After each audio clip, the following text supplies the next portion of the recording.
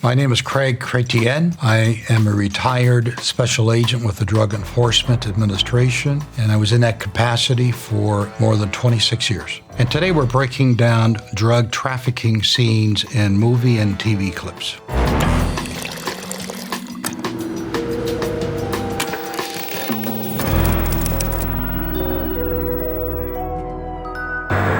This is a scene from the TV series, The Wire. He's getting into a black Ford excursion. Copy that. He's pulling out north on Collington.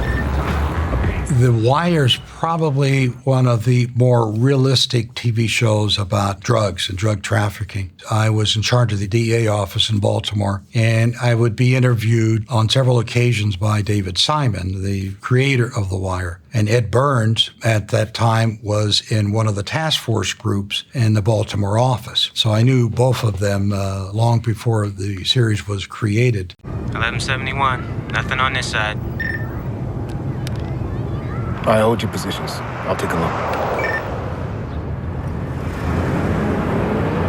Attempting to do surveillance with one car is pretty much useless. A real good, serious surveillance, you need at a minimum 2, 3 plus cars so they could trade off, not constantly follow the target, do parallel surveillance. The Wire is one of the most realistic police procedural shows on narcotics.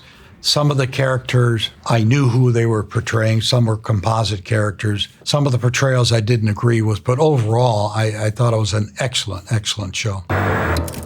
This next clip is from the movie Sabotage. You're an iron fence around 3 sides. All right, what's the plan, boss? Blue Angel up the back. So rather than to have this discussion in a car while they're going to the target, there should be an operational planning briefing in a conference room, at Starbucks, wherever. Reach. Don't stop. Going left. Right. Got your back. Got a bathroom. Clear. All clear. The actual entry going through each room was very realistic. They were talking to each other. They would shout out clearly which room was cleared, where they were going, who was where. That was good. Indicate strongly they had a pretty good technical consultant on that part of it. I seriously doubt if the consultant would have said, oh yeah, shoot this guy in the back. That's a problem. Somebody's probably going to get indicted over that very poor police procedure. Should not have happened. One of my favorite characters was the female officer who seemed just a little too excited. Good gunfight. Ah, damn. She does a taste test, like the old Kojak style. Liquid meth, hell yeah. And for her to do that, very problematic. Just imagine if it was fentanyl, they'd probably be arranging her funeral services at that point. That type of police officer just shouldn't be on the job. This next scene is from the movie Blow. I'll fly down on a Friday, refuel in the Bahamas, and then on to Medellin. Do you have pictures of your kids? When? I'll need to see them. I'll also need their names and the names of their schools. We are trusting you with millions of dollars worth of coke, Mr. Stevens. Without your children, there is no deal. Fine.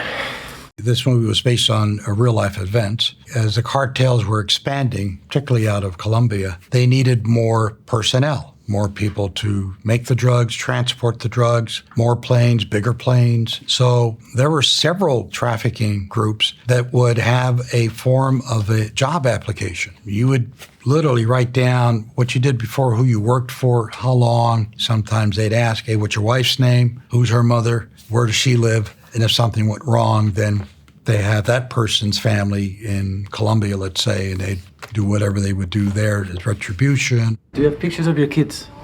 When? Without your children, there is no deal. Fine.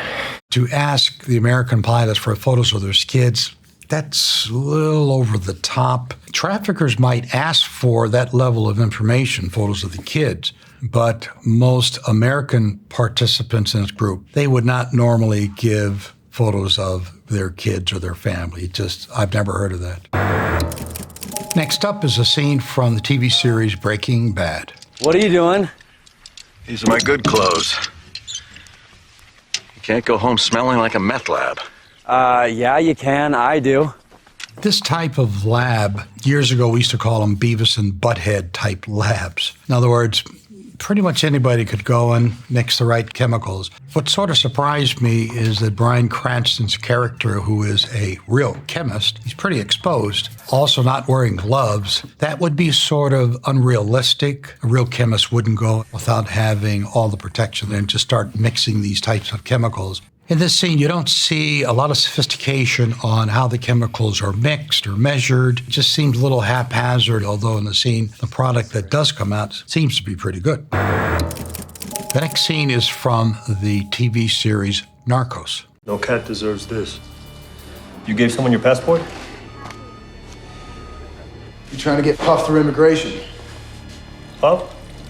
I didn't name it, dude. Traffickers pay people at the airports for intel. A gringo coming in from Miami raises suspicions. That's how you got made. I was involved, like a lot of other agents, in the actual investigation against Pablo. There are some scenes that actually happen. I mean, a lot of exaggeration and embellishment, especially on the two agents that were portrayed there. Don't let it rattle you, man. That's what they want. You probably got a price on your head, but no one's going to take the contract. You're safe. Because of Kiki. The Kiki Peña was referring to was Kiki Camarena, a DEA agent who went after the Guadalajara cartel in Mexico. Kiki's kidnapping, torture, and death was tragic. It hit, as any agent's death would, hit the DEA family pretty hard.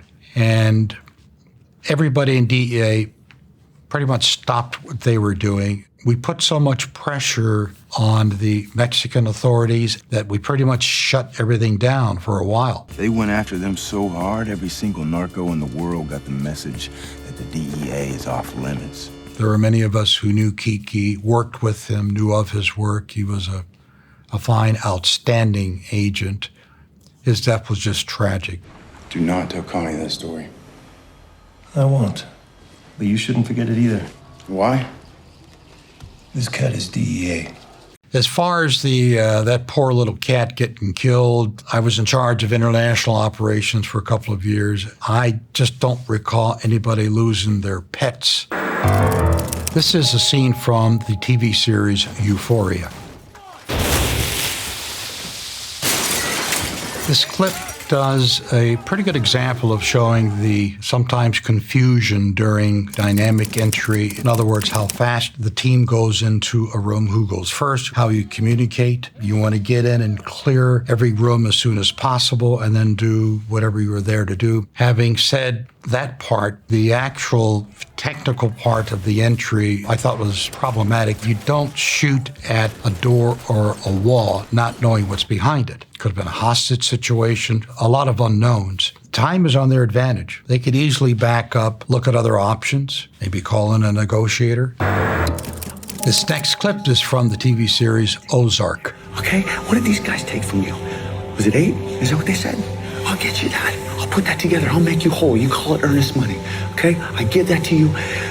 But then I take me and my family and we go down to the Ozarks, just like I planned. And I just start washing money. Tons of it. Nothing but washed money. That's all that matters. Come on.